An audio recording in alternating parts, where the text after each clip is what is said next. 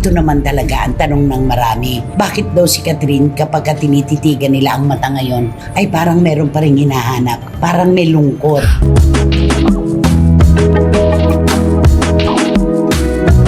Ang makeup ba kinakayang takpan ang kalungkutan ng tao?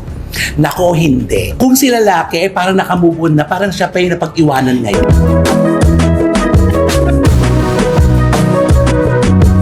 Ikaw naniniwala kang may hinahanap pa? Ay, mayroon si pa Catherine? talaga. Kahit nandyan na si Mayor Mark Alcala. Oo. Tsaka marami na magpapalagay na 50-50 lang si Catherine dito. Maingat.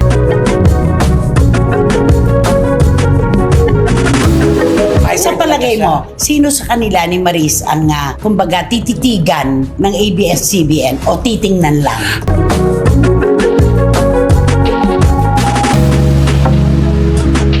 Kapamilya actor na si Daniel Padilla, binabakulan ngayon si Maris Racal.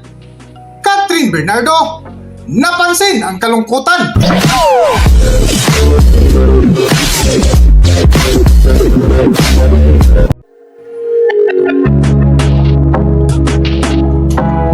Welcome back to Philippine Celebrity Broadcast. Mainit pa rin na pinag-uusapan sa mundo ng showbiz hanggang ngayon ang kulitan ni na Daniel Padilla at Maris Racal na kung saan kilig to the bones ang kanilang ipinakita sa publiko. Sa latest vlog nga ng bitiranang kolumnista na si Christopher Min ay isa ito sa kanilang mainit na paksa na kung saan muling napag-usapan nila ang dating nobya ni Daniel Padilla na si Catherine Bernardo na isa sa kanilang napansin ang malungkot na mga mata ng dalaga. O, ito naman talaga ang tanong ng marami. Bakit daw si Catherine kapag tinititigan nila ang mata ngayon ay parang meron pa rin hinahanap, parang may lungkot? Ay, marami nga nagsasabi kasi kasi si Catherine kasi ngayon, di ba?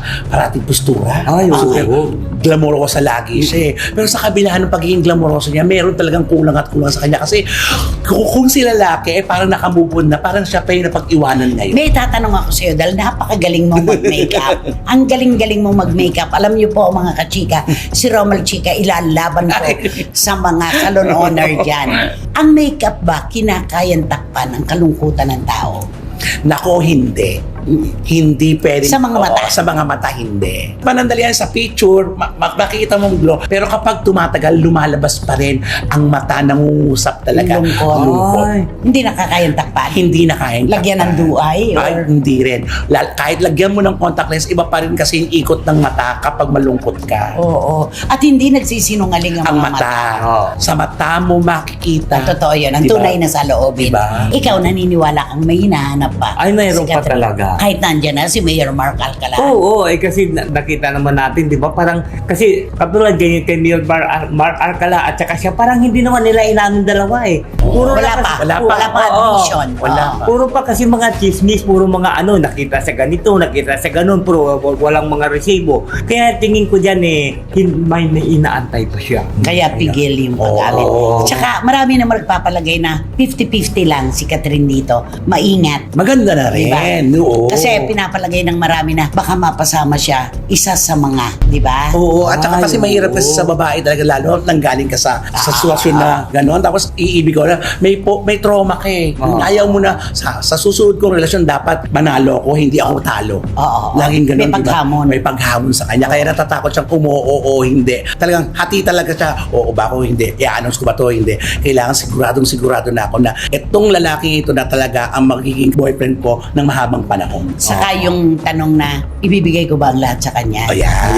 Todo ba ako sa relasyon na to? Meron ng ganun lagi. O magme-medya-medya lang ako? Yan. Di ba may ganun yun? At saka, siyempre, mapag-aanan din si Catherine, baka sabihin, ayan, kaya tinanggap pa si Mia, naghihiganti siya. Yung parang mga ganyan na, Love on the rebound. oo, Oo. galing siya sa, Maraming mga failed ibabalan sa relationship. kanya. Oo. Pero alam mo, marami pa rin ang umaasa na magkakabalikan si DJ at saka si Catherine. Ay, ako Sa rin. totoo lang. Pero- ako, umaasa ako talaga na magkabalik. paano yung Maris? Paano na si Maris Racal? Oh. Ay, wala Di ba rin- gusto mo rin Oo. yung pag-share friendship sa kanila. Oo, ni Tito. sila. Di ba? Paano? Ano ba talaga? Sino talaga gusto mo? Si Katrina at si Daniel o si Maris at si Daniel? Para sa akin talaga, si Kat at saka si Daniel pa. Oo. Yung kasi yung, kumbaga Kinalakihan. tested na, Oo. tried and tested na. Tsaka nasaksihan natin yun nasubaybayan natin, di ba? Pero kung ito si Maris na nakita mas kasi si Catherine, napakaseryoso nung nagsimula siya, di ba? Yung mga pabebe, mga ganun mga dami. Pandemya. Pandemya, pero si Maris walang talaga. pinagbago. Lumabas siya, ganun kagad talaga siya, di ba? Nakilala natin talagang palaban Oo. sila.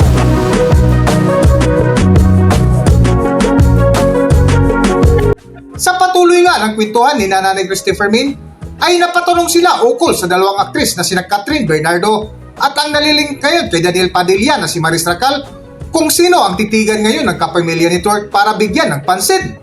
Ay, sa palagay mo, sino sa kanila ni Maris ang kumbaga tititigan ng ABS-CBN o titingnan lang? Tititigan. Yung bibigyan. Yung bibigyan niya, feeling ko ngayon ay si Maris ang niluluto talaga nila ngayon.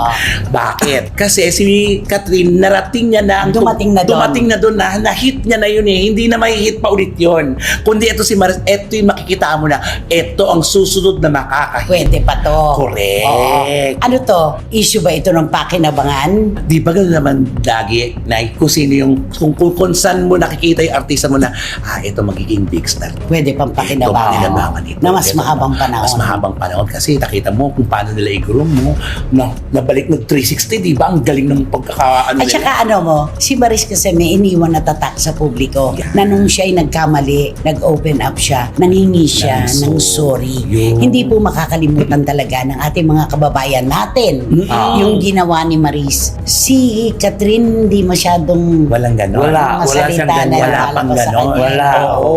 Wala. Yung babaeng lumabas na umamin ng kasalanan, napakahirap nun. Oo. Tapos imbis na mainis ka sa kanya, nung lang hingi siya ng sorry, minahal Makikisimpatya ka. Correct. At mamahalin mo pa siya Oo. dahil napakatotoo niya. Totoo. At saka alam mo naman, kilala naman natin ng ABS-CBN, di ba? Magaling sila ng talent nila. Pagka alam nila na medyo wag muna natin gamitin ito muna yung gagamitin natin. Ibig sabihin, Oo. nilalaglag nila ngayon si Catherine? Siguro, alam mo naman ng ABS. Siguro nga, kasi di ba kasi si Maris ngayon ang inaano nila binibuild up nila Nahihirapan silang bigyan ngayon ng proyekto si Catherine kasi iniisip nila, eto na, Oo. nandun na Ano pa yung susunod dyan? Nakuha na yung Nakuha ano, na Inabot diba? niya na. Ituktok ng Yung tatlo. jackpot. Oo.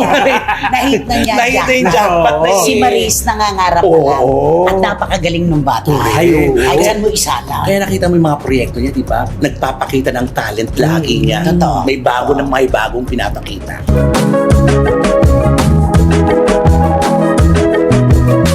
Ngunit sa dulo ng paksa ni Nanay Christopher Min, ay binahagi nila ang kanilang napansin ngayon na tila binigyan ng pabor ngayon si Maris Racal ng ABS-CBN. Ito'y ayon na rin sa mga lumabas na komento ng netizens. Para sa buong kwento, narito ating panuorin at pakinggan ang video.